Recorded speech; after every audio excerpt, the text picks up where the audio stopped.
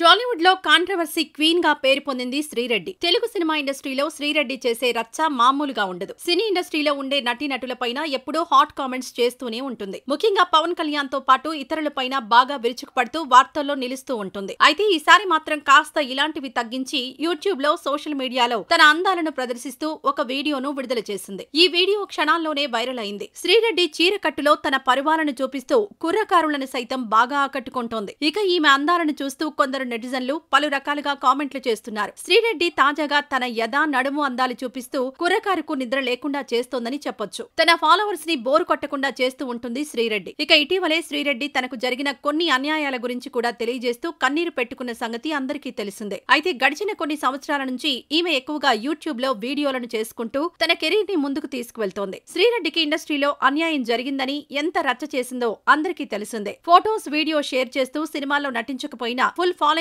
సంపాదించుకుంది.